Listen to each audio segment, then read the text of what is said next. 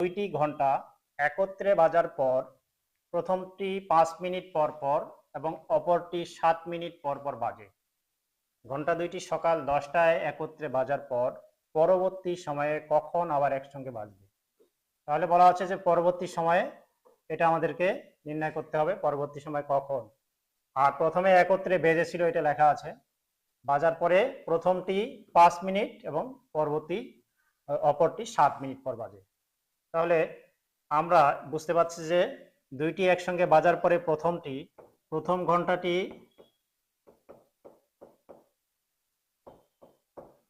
প্রথমে বাজে 5 মিনিট পর, অর্থাৎ প্রথমে 5, তারপরে 10 মিনিট পরে বাজবে, এরপরে 15 মিনিট পরে বাজবে, এরপরে 20 মিনিট পরে বাজবে, এরপরে 25 মিনিট পরে বাজবে, এরপরে 30 মিনিট পরে বাজবে, এরপরে 35 মিনিট পরে বাজবে। এইভাবে 5 মিনিট অন্তর অন্তর প্রথম ঘন্টাটি বাজতে থাকবে। আবার দ্বিতীয় ঘন্টাটি বা অপর ঘন্টা যেটি, ঠিক আছে, এই দ্বিতীয় ঘন্টাটি প্রথমে বাজবে 7 মিনিট পর, এরপরে বাজবে 14 মিনিট পর, এরপরে 21 মিনিট পর, এরপরে 28 মিনিট পর এবং এরপরে 35 মিনিট পর।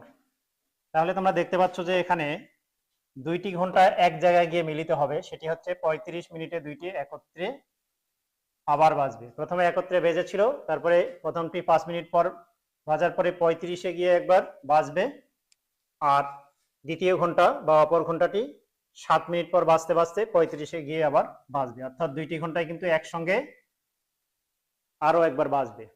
এইভাবে ওরা বাজতে থাকবে এবং পরবর্তীতে কোনো এক সময় গিয়ে আবার একসাথে বাজবে। তাহলে আমরা পাচ্ছি এখানে এই যে প্রথম ঘন্টার এবং দ্বিতীয় ঘন্টার ক্ষেত্রে আমরা যে 5 এর গুণিতক, এগুলো হচ্ছে 5 এর গুণিতক, এগুলো হচ্ছে 7 এর গুণিতক।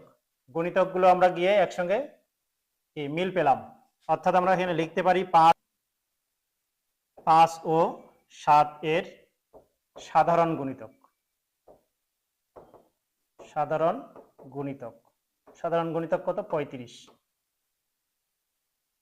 সুতরাং লিখতে পারি যে ঘন্টা দুইটি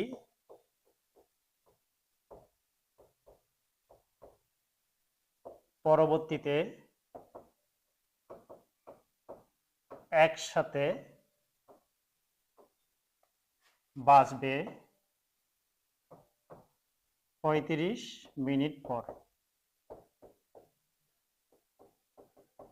35 মিনিট পরে বাজবে। তাহলে এখানে বলা আছে যে ঘন্টা দুইটি সকাল 10টায় একত্রে বাজার পর পরবর্তীতে কখন সময় বাজবে। আমরা লিখবো এখন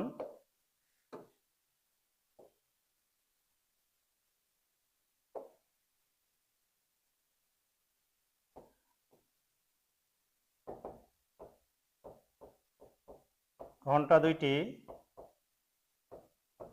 প্রথমে একসাথে বেজেছিল সকাল 10টায়,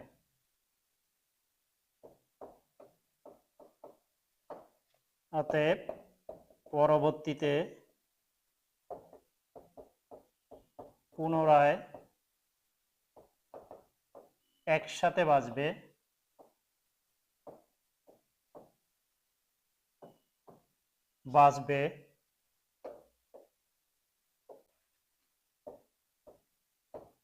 10টার সঙ্গে যোগ করব আমরা 35 মিনিট।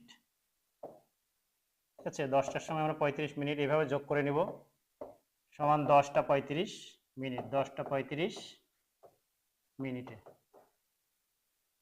10টা 35 মিনিটে উত্তর হচ্ছে 10টা বেজে 35 মিনিট।